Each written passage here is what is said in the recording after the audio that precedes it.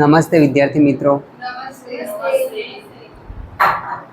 આજે આપણે સંસ્કૃત વિષયમાં એક મહત્વના ધોરણ 6 સંસ્કૃત વિષયમાં એક મહત્વના એકમ વિશે અભ્યાસ કરીશું. પરંતુ એ પહેલાં હું તમને મારો પરિચય આપીશ. મારું નામ ઠાકોર રવિ છે અને હું સ્વામી વિવેકાનંદ સર્વોદય બેંક એજ્યુકેશન કોલેજ મહેસાણાનો પ્રશિક્ષણાર્થી છું. હવે હું તમારો પરિચય મેળવીશ.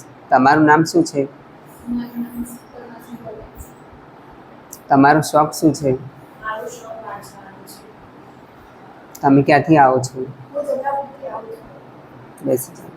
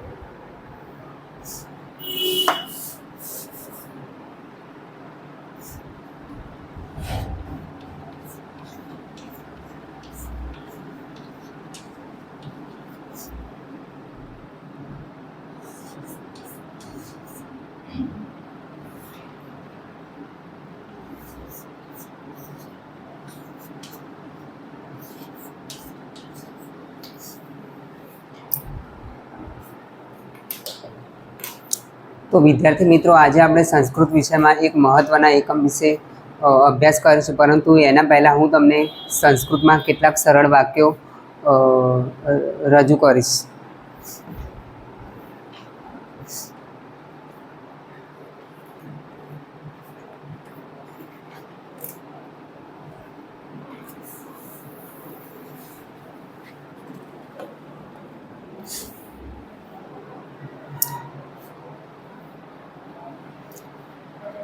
તમે ઊભા થા. પ્રથમ વાક્ય વાંચો. અહમ પઠામી એટલે કે હું પઠન કરું છું. તમે ઊભા થા. બીજું વાક્ય વાંચો. અહમ લિખામી એટલે કે હું લખું છું. તમે. ત્રીજું વાક્ય વાંચો. અહમ ગચ્છામી એટલે કે હું જાઉં છું. તમે. ચોથું વાક્ય વાંચો. અહમ પશ્યામી એટલે કે હું જોઉં છું. તમે. અહમ વદામી. અહમ પશ્યામી એટલે હું જોઉં છું. તમે.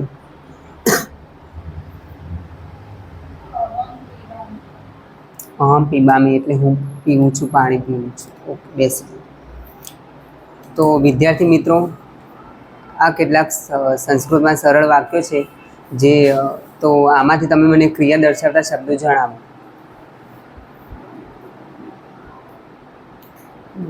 પઠામી, લિખામી, ગચ્છામી, પશ્યામી, વદામી, પીબામી વગેરે ક્રિયા દર્શાવતા. તમે.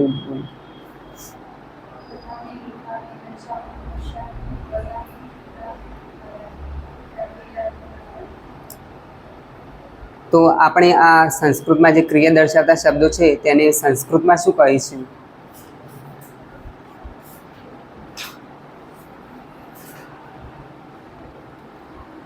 તમે. જે ક્રિયા દર્શાવતા શબ્દો છે તેને સંસ્કૃતમાં પ્રવૃત્તિ કહેવામાં આવે છે.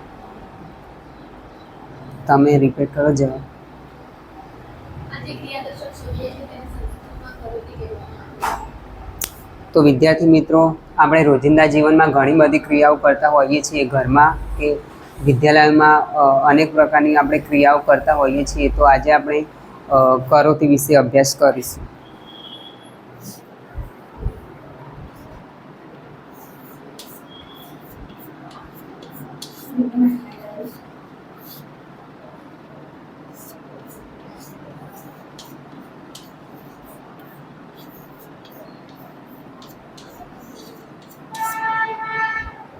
તો વિદ્યાર્થી મિત્રો, તમે મને જે સાથ સહકાર આપ્યો તે બદલ આપ સર્વનો ખૂબ ખૂબ આભાર. અસ્તુ.